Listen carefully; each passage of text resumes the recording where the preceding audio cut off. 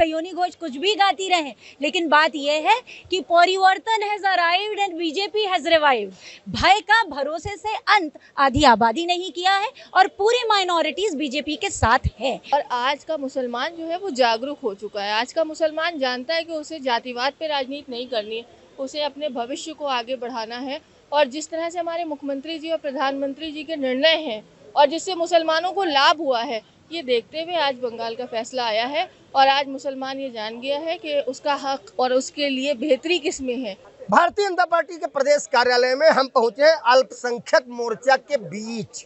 अब इनसे जानेंगे कि पश्चिम बंगाल, जहां पर 30% के आसपास आबादी अल्पसंख्यकों की है, ममता बनर्जी ने वहां 3 बार सरकार चलाई, फिर आखिर क्या बदलाव हो गया कि हमने तो ये सुना है कि पश्चिम बंगाल के जो मूल मुस्लिम हैं वो भी नहीं चाहते थे कि यहाँ पर घुसपैठियाँ आएँ, रोहिंग्या आएँ, बांग्लादेशी आएँ, और शायद उसका भी असर होगा।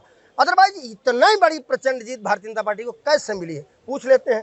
क्या है भैया, इराक बाजा कैसे बदला?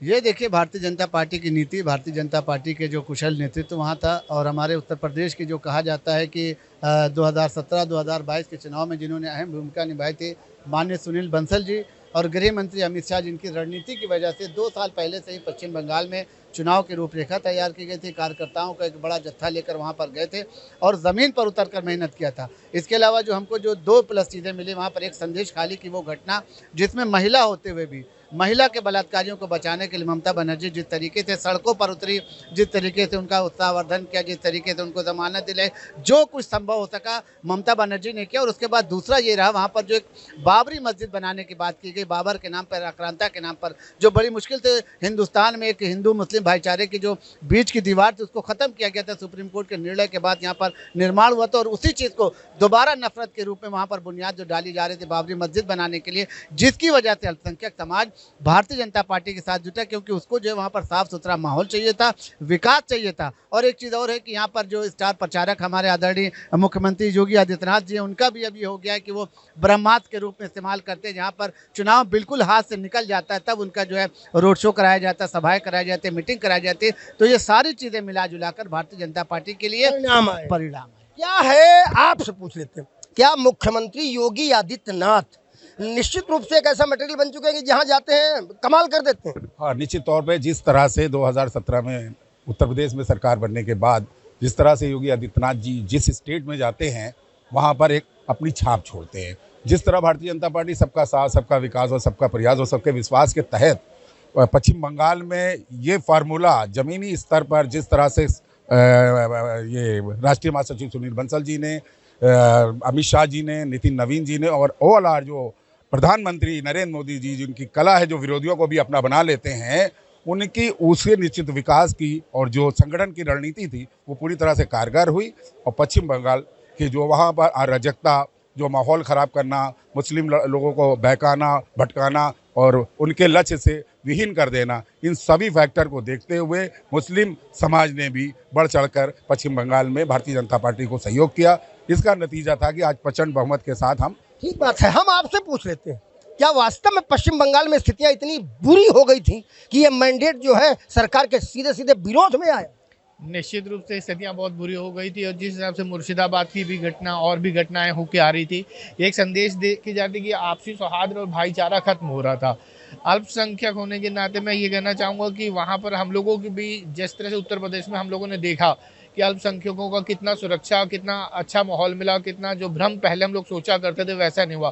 तो वहाँ के लोगों के, यहाँ के कार्यकर्ता माननीय मोदी जी में विश्वास दिलाते हुए लोगों में एक विश्वास था कि न केवल अल्पसंख्यक समाज बल्कि बहुसंख्यक समाज भी मिलजुल के साथ रहेंगे और एक सामूहिक और समग्र विकास होगा। इसीलिए बताने वाले बताते हैं कि अगर हम मुस्लिम समुदाय को अलग कर दें तो वहाँ रहने वाले कम संख्या में सिख समाज, जैन, पारसी, इन सब लोगों ने बिल्कुल वोट नहीं दिया ममता को।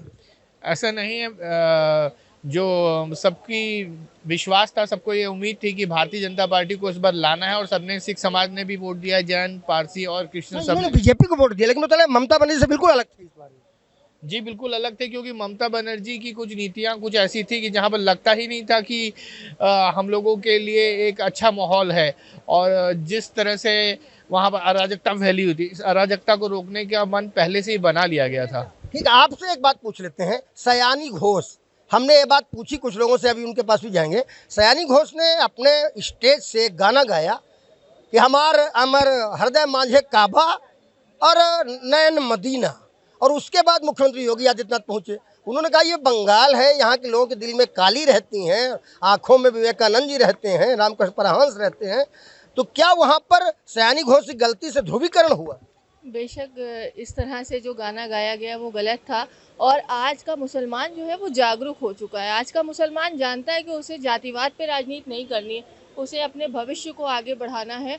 और जिस तरह से हमारे मुख्यमंत्री जी और प्रधानमंत्री जी के निर्णय हैं और जिससे मुसलमानों को लाभ हुआ है, ये देखते हुए आज बंगाल का फैसला आया है। और आज मुसलमान ये जान गया है कि उसका हक और उसके लिए बेहतरी किस में है। तो आज सब भाजपा के साथ हैं। मुसलमान भाजपा के साथ? बेशक भाजपा के साथ है। आज महिलाएं सेफ हैं, सिक्योर हैं। आज महिलाओं को आत्मनिर्भर करने के लिए माननीय प्रधानमंत्री जी लगातार जो है ना स्कीमें निकाल रहे हैं। गरीब महिलाओं को आत्मनिर्भर करने के लिए बहुत सारी ऐसी स्कीमें हैं। मुसलमानों को 3 तलाक से छुट्टी मिल गई, मुसलमानों को हलाला, जो मुस्लिम औरतों के लिए बहुत बड़े बड़े मुद्दे थे, उन मुद्दों से भारतीय जनता पार्टी के हमारे प्रधानमंत्री जी जो हैं उन्हीं ने हम लोगों को निजात दिलाई है, और इसीलिए मुसलमान उनके साथ है और महिलाएं खास करके उनके साथ है। आपने तो एक नया हमको विषय दे दिया। क्या वास्तव में आधी आबादी भारतीय जनता पार्टी के साथ आ गई है? क्या वास्तव में मुस्लिम और अन्य परिवारों की, मतलब मुस्लिम परिवारों की भी आधी आबादी भाजपा के साथ? आधी आबादी तो हमेशा से भाजपा के साथ है। Didi's khela has come to an and.